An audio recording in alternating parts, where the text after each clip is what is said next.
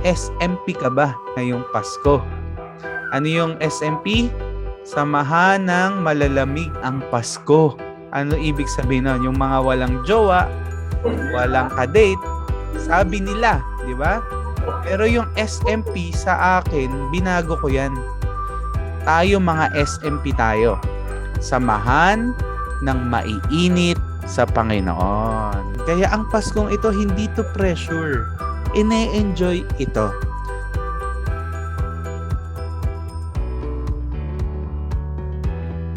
So let's prepare ourselves in reading ng Word of God. Ito ay isang verse lang at very familiar verse from John chapter 3 verse 16. At ito ang sabi sa John 3:16. Sapagkat gayon na lamang ang pag-ibig ng Diyos sa sangkatauhan, kaya't ibinigay niya ang kanyang kaisa-isang anak upang ang sinumang sumampalataya sa kanya ay hindi mapahamak kundi magkaroon ng buhay na walang hanggan. Purihin ang Panginoon sa kanyang salitang ito. A Merry Christmas sa lahat. Can we greet one another? Merry Christmas? Merry Christmas! Praise God. So, kung minsan, ang Pasko nga, nasanay tayo, sabi nila, pambata lang yung Pasko eh. Pag matanda na, hindi na. Hindi totoo yon. Dahil ang Pasko ay para sa lahat. Ano? At meron pang nausong tanong, yung SMP. SMP ka ba ngayong Pasko? Ano yung SMP? Samahan ng malalamig ang Pasko. Ano ibig sabihin nun? Yung mga walang jowa, walang kadate, sabi nila, di ba? Pero yung SMP sa akin, binago ko yan. Tayo mga SMP tayo. Samahan ng maiinit sa Panginoon. Yan. Sino SMP dito? Mainit kay Lord. Praise the Lord. Ano ba ang tunay na meaning ng Pasko? Yan ang ating pag-uusapan. Christmas message. Kung minsan, since pagkabata, alam na natin na every 25, yan yung Pasko, tayo magse-celebrate nito, etc. So, debatable at marami pang nagsasabi na dapat hindi sineselebrate na 25 ang Pasko. Kasi hindi naman yan yung totoong araw na pinanganak si Jesus. In which, pag inaral talaga natin yung history, totoo, may point sila. Pero, isesentro natin yung pagse-celebrate natin ng Pasko sa tunay na message nito. At walang iba nga kundi kay Jesus. Si Jesus, yung batang isinilang na binigay sa atin ng Diyos para magkaroon ng kaligtasan. So, for me, hindi na mahalaga kung ano talaga yung date na dumating. Ano talaga? Kundi for us, mahalaga may dumating na tagapagligtas. At yan nga ang maging sentro ng ating Kapaskuhan ito. Isa-isahin natin. Sabi sa verse sa John 3:16 na binasa natin, sapagkat gayon na lamang ang pag-ibig ng Diyos sa sangkatauhan. So, sino ba yung sangkatauhan? Tayo yun. Mundo. Mundo na kung saan nasira at nahiwalay sa Diyos dahil sa kasamaan. So tayong lahat na mga nilalang ng Diyos ay nasira yung ating kabanalan. Nasira yung ating pagkalikha ng Diyos sa atin dahil nga tayo naging mga marumi. Kaya naman kung minsan, hindi natin ma-feel si God. Kung minsan, nabulagan tayo, nasaan na nga ba talaga ang Diyos? So, hindi maikli ang kamay ng Diyos para maabot ka niya. Hindi rin siya bingi para mapakinggan niya. Pero, dahil sa ating kasalanan, yun yung nagiging hadlang kung bakit hindi tayo maabot at hindi tayo marinig ng Diyos.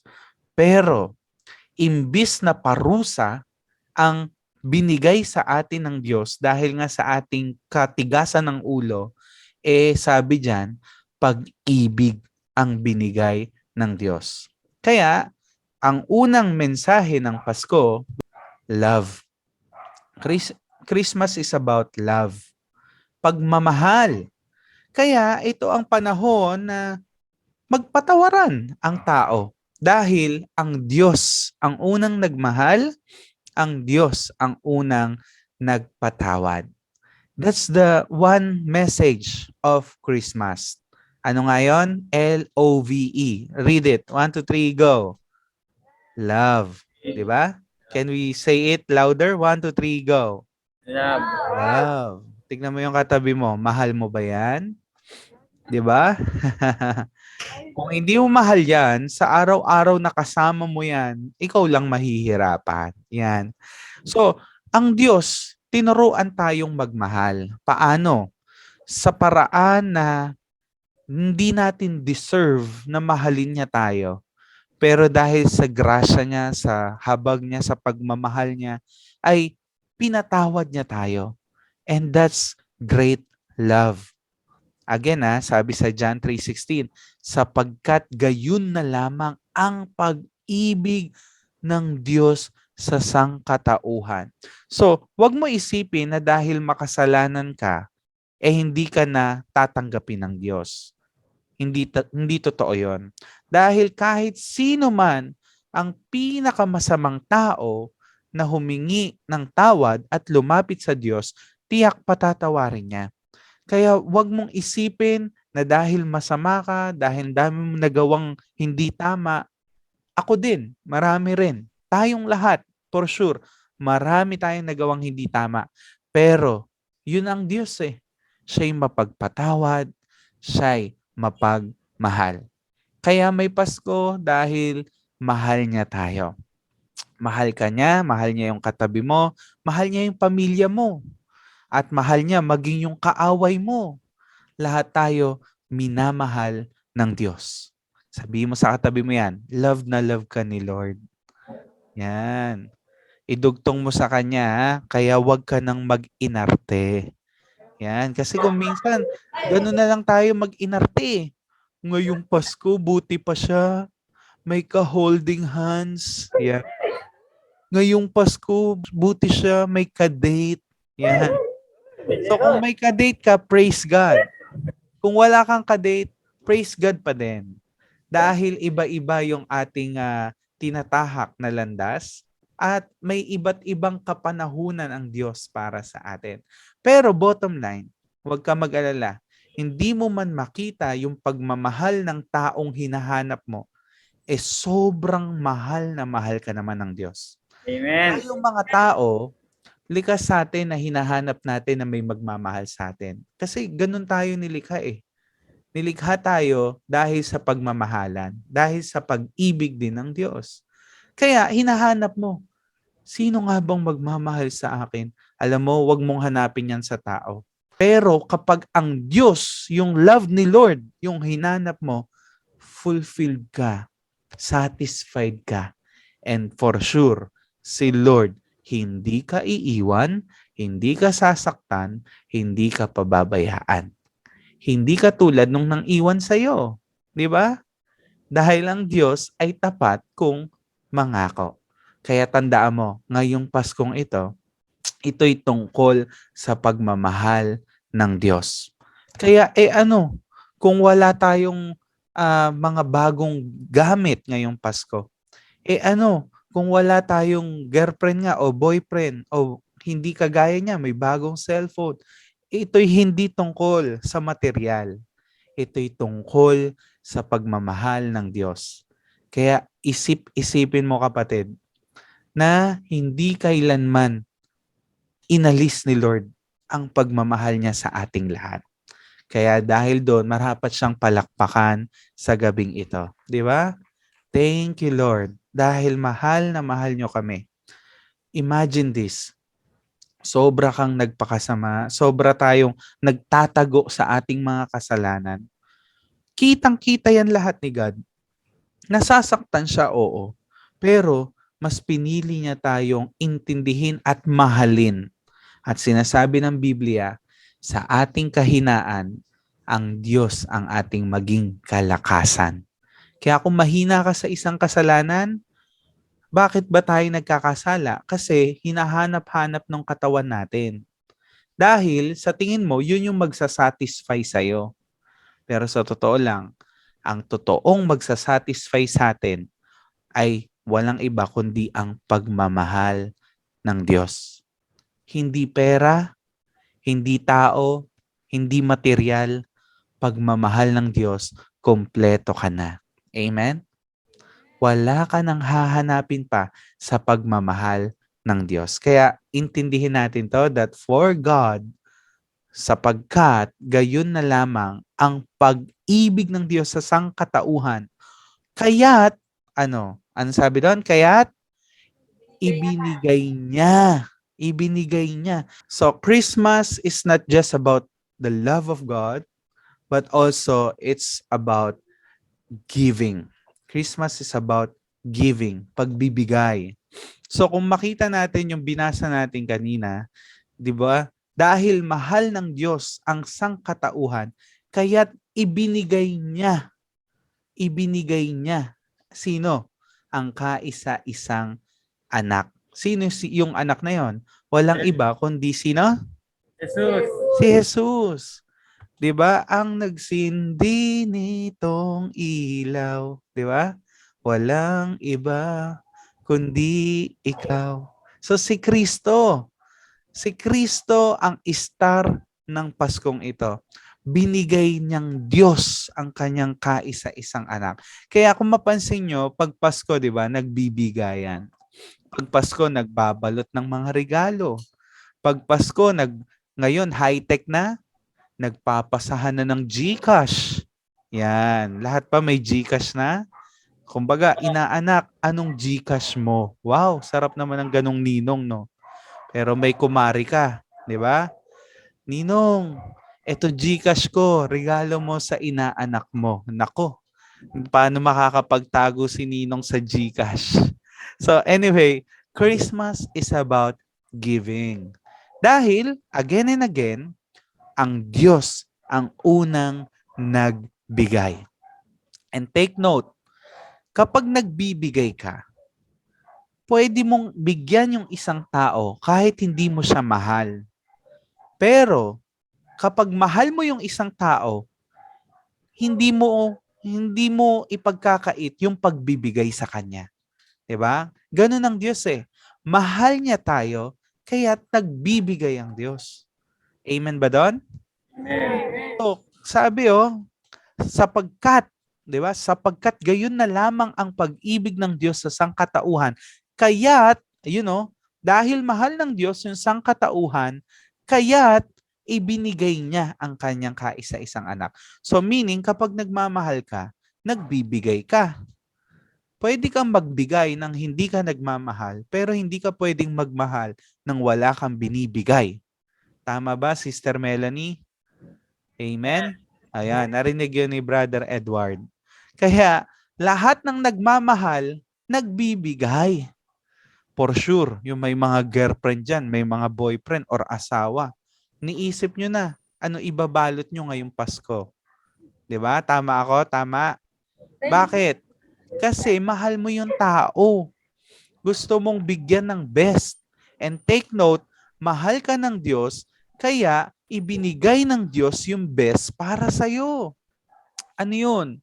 Yung sobra niyang pagmamahal at to the point na binigay niya yung kanyang bugtong na anak na si Jesus. So, Jesus is the greatest gift ever. Si Jesus ang pinakadakilang regalo ng Diyos sa atin. Christmas is about giving. Kaya kung magbibigay ka, nagbabalot ka para ano, wala lang kasi inaanak ko siya. Wag. Pinabalot ko to kasi mahal kita. Mahal ko yung pinagbabalutan ko nito. Mahal ko yung pagbibigyan ko nito. Kung minsan yung Pasko sa atin nape-pressure ka na lang. Kaya nagbibigay ka. Uy, nagbigay na sila kila sir, kila ma'am. Ako kaya ano bibigay ko? Wag ganon. Hindi porkit nagbigay na lahat, ikaw rin, wala ka pa, nape-pressure ka. Wag ganon. Dahil ang pagbibigay, ang Paskong ito, pag nagbibigay ka sa Paskong ito, alalahanin mo dahil mahal mo yung binibigyan mo. And sinasabi, hindi mo maibibigay yung bagay na wala ka. Gusto mong bigyan ng cellphone yung tatay mo, nanay mo, wala kang pambili. Diba? So this Christmas is not about the price ng gift. Hindi pamahalan. Kung minsan nga, yung kagustuhan mong mahal na mabili, yung pa yung magpapahamak sa'yo. Bakit? Pagdating ng bayaran, di ba? Hirap na hirap tayo. So, kung ano lang yung kaya, di ba? Sabi mo sa katabi mo, kung ano lang yung kaya. Yan. Di ba? Kaya magbibigay ka, di ba? Magbibigay ka, sabi mo, sensya na, ito lang nakayanan. Huwag mo na dugtungan na ganun. But what matter is yung iyong pagmamahal. Dahil mahal mo yung tao, bibigyan mo kahit ano yan. Kahit ano pa yan. Diba? Kahit drawing yan. Kahit love letter yan na may style. Yan. Kahit drawing yan kung anong hilig mo. Diba? So, it's about love. It's about the thoughtfulness, generosity that you want to give to other people. So, natatama ba yung perspective natin? Amen? Amen. Amen. Kaya ang Paskong ito, hindi to pressure. Ine-enjoy ito. May kilala ako eh. Ang regalo niya sa girlfriend niya, proposal ring. At alam niyo yung proposal ring niya, ito yung hindi usual na mayroong bato, may diamante, yung gold, white gold, hindi. Kumuha siya ng bilog, yung sa tansyan, tas inikot niya, yung sa tansya ng soft drinks. Diba? Inikot niya, pinagdikit niya, at yun yung wedding ring niya, regalo niya sa minamahal niya. Bakit? Yun yung nakayanan eh. Hello? Amen? At ito yung maganda. Nag-yes yung babae at hindi nakabase sa material ang kasalan. Nakabase ito sa pagmamahalan. Amen? So tuwan-tuwa ako sa storya na yon. Kaya remember that every time you will give a gift sa iyong minamahal, lalo na, tandaan mo, hindi ito tungkol sa presyo. Ito'y tungkol dahil mahal mo yung bibigyan mo. Kaya Christmas is about love, and secondly, Christmas is about giving. Ang Diyos ang unang nagmahal, ang Diyos ang unang nagbigay. Minahal niya tayo kahit tayo makasalanan, kaya't ibinigay niya ang kanyang kaisa-isang anak. Take note of the word kaisa-isang anak. Ano ibig sabihin nito?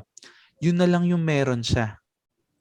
So meaning, the Lord gave us the best. Hindi tira-tira, kundi the best na binigay ni Lord para sa atin. So, kaya, tapos susuklian natin ng Lord sa tira-tirang oras, nakakalungkot yun. Susuklian natin ng Lord sa pag may time lang ako, Lord, doon lang ako a-attend. Nakakalungkot yun sa Lord. Binigay ni Lord yung the best para sa atin. Deserve ni Lord ang the best na mga pagmamahal natin para sa Kanya. Amen? Deserve ni Lord yung the best na palakpak ngayon sa hapong ito. Amen and amen. Kaya, Christmas is about giving kahit may sakripisyo. Diba? Lalo yung mga magulang dyan, gusto nating bilan yung ating mga anak. Kung minsan, instead na bibili mo yung sarili mo ng bagong shoes, bagong damit, sacrifice, na mas nabibili at mas masaya tayo na mas ibili natin yung ating mga anak. So same thing with the Lord. Dahil mahal niya tayong mga anak niya, binigay niya yung kanyang nag-iisang anak na si Kristo. Dati hindi pa niya tayo anak eh. Kaaway pa niya tayo dahil sa ating kasalanan. Pero dahil kay Jesus, pinanumbalik niya yung ating relasyon sa Kanya. And sabi diyan, binigay si Kristo, bakit daw? Sapagkat gayon na lamang ang pag-ibig ng Diyos sa sangkatauhan, kaya't ibinigay niya ang Kanyang kaisa-isang anak. Bakit? Upang ang sino mang sumampalataya sa Kanya ay hindi mapahamak. Bakit mapapahamak? Ang tinutukoy na kapahamakan dito, mga kapatid, ay sa impyerno. Dahil ang isang taong isinilang, likas na sa kanya ang makasalanan at ang kahahantungan niya, impyerno. Dahil ang kabayaran ng kasalanan ay kamatayan sa impyerno. Grabe yun. Sa impyerno, gusto mo na mamatay, hindi ka pa mamatay-matay dahil ang kaluluwa hindi namamatay. Pero nasasaktan. For example, ngayon, buhay ang katabi mo na yan. Kurutin mo yan, masasaktan yan. Suntukin mo yan, masasaktan yan. Iwanan niya ng boyfriend niya, masasaktan yan. 'Di ba? Kasi merong emosyon, may kaluluwa. Pero kapag ang isang taong patay na, wala na dun yung kaluluwa niya. Katawan na lang. Katawan, kinremate nung namatay. Sinunog, inabo. Pero hindi mo narinig na umaray. Hindi na nasasaktan. Bakit? Kasi wala na dun yung kaluluwa. Yung kaluluwa ng makasalanan, pupunta sa impyerno. At ang kaluluwa na tumanggap, sumampalataya kay Jesus, ay hindi na mapapahamak. Sabi upang sino mang sumampalataya. So ito'y tungkol sa pananalig, paniniwala. Kaya kailangan nating sumampalataya kay Jesus upang hindi tayo mapahamak. Kundi, ano raw sabi, pakibasa? Magkaroon ng buhay na walang hanggan. Yun. That's the gift ng Panginoon sa atin. Dahil mahal niya tayo, gusto niya tayong makasama sa langit. Kaya maraming nagsasabi, pag good ka, sa langit ka. Pag bad ka, sa impyerno ka. Hindi totoo yun. Kasi lahat ng good, lahat ng bad, pareho lang na merong kasalanang nagagawa. Tama ba ako? Mag-isip ka lang ng hindi tama sa kapwa mo. Maggalit ka lang sa kapwa mo para mo na rin daw siyang pinatay. Mag-isip ka lang ng kalaswaan sa isip mo, para ka na ring nangalunya. Yun ang kasalanan. Kahit wala kang ginagawang pagkilos, pero nasa loob mo, nagkasala ka na. Dahil mahal tayo ng Diyos, kaya ibinigay niya ang kanyang bugtong na anak, para sino mang sumampalataya, hindi na tayo mapapahamak sa impyerno, kundi magkakaroon ng buhay na walang hanggan. Saan ba yung buhay na walang hanggan? Sa langit, sa piling niya. Kaya ang Kapaskuhang ito, hindi lang tungkol sa pag-ibig ng Diyos, hindi lang ito tungkol sa pagbibigayan, kundi ito'y tungkol sa kaligtasan, salvation. Kaya isipin natin, sa Paskong ito, meron akong buhay na walang hanggan dahil kay Jesus. Dahil mahal ako ng Diyos. Amen. Dahil pinatawad ako ng Diyos. Ako'y niligtas ng Diyos. Amen? Amen. Pwede ba nating palakpakan ng Panginoon doon? Di ba? Grabe ang Panginoon. Biruin mo, hindi natin deserve na mapuntang langit. Di ba? Kaya mo ba sabihin, pag namatay ka, saan ka mapupunta? Langit. Kaya mo ba yon? Ako, kaya ko. Pero dati, hindi ko kaya. Kayo, tanungin ko, pag namatay kayo, saan kayo mapupunta? Langit o impyerno? Langit, di ba? Kayang sagutin. Ang bait mo naman, di ba? Sasabihin ng mga tao dati, ang bait mo naman. Pero alam nyo, sa totoo lang, naging tagalangit ka, hindi dahil mabait tayo, kundi sumampalataya ako kay Jesus na nagbigay ng buhay para sa akin, na nagligtas ng kaluluwa ko sa kapahamakan sa impyerno. Kaya ako naging tagalangit dahil kay Jesus, dahil mahal ako ng Diyos. Amen ba doon? Amen. Alam mo, wala ka nang hahanapin pa eh. Kasi, example, papipiliin ka ng Diyos. Bibigyan ka niya ng house and lot. Di ba? 3-story building. Yan may rooftop pa. Compare sa buhay na walang hanggan. Anong mas magandang piliin doon? Buhay na walang hanggan. Buhay na walang hanggan. Bakit? Kasi yung house and lot, dito lang yan sa mundo. 'Di ba? Pero yung buhay na walang hanggan nga eh. 'Di ba? Buhay na walang hanggan. Imagine that, hindi ka na dun mamamatay. Wala na dong sakit. Wala nang karamdaman. Wala nang problema. Wala nang gutom doon. Wala nang kahihiyan. Buhay na walang hanggan. Buhay kung saan kasama natin ang Diyos Ama, ang Panginoon na nagmamahal sa atin. That's buhay na walang hanggan. Alam nyo yung COVID, hanggang dito lang yan sa mundo. Hanggang dito lang ang sakit. Hanggang dito lang yung kinakaharap mong hirap. Pero ang totoo, mayaman ka sa kabilang buhay. Bakit? Kung tinanggap mo si Kristo Jesus, sumampalataya ka sa Kanya, ikaw na ang pinakamayaman sa lahat. Kasi kahit pagsama-samahin mo ang yaman ng mundo, hindi ito makakapagdala sa iyo sa buhay na walang hanggan. Dahil ang susi patungong langit, walang iba kundi si Kristo na ating sinasamba sa mga oras na ito. Amen ba? Pwede ba nating palakpakan si Jesus muli ngayon? Ang Pasko, hindi ito tungkol sa magkano ang 13th month natin, may bonus ba tayo, mawawala na ba ang pandemic na to, ano ba, magkaka-boyfriend na ba ako, magkakabiyanan na ba ako, magkaka-baby na ba kami? So, ang Paskong ito ay hindi tungkol sa atin. Ito'y tungkol kay Jesus. Kay Jesus na dumating para iligtas tayo. Kaya ang Paskong ito tungkol sa pagmamahal ng Diyos, pagbibigay ng Diyos ng pangatlo tungkol sa kaligtasan ng Diyos. Kaya mga kapatid kong nasa home along at sa mga nakikinig ngayon sa gabing ito, ibalik tayo sa tunay na mensahe ng Paskong ito. Sobra tayong mahal ng Diyos, iniingatan ng Diyos, kahit minsan lumalayo tayo sa Diyos, pero pilit kang hahabul-habulin ng pagmamahal ng Diyos. Kaya kung alam mong si Jesus ang tunay na diwa ng Pasko, true enough that it's a Merry Christmas sa mga kapatid ko sa Home Along Apalit. Maligayang Pasko mga taga Home Along Apalit, si Kristo ang maging sentro ng ating selebrasyon. Amen? Amen.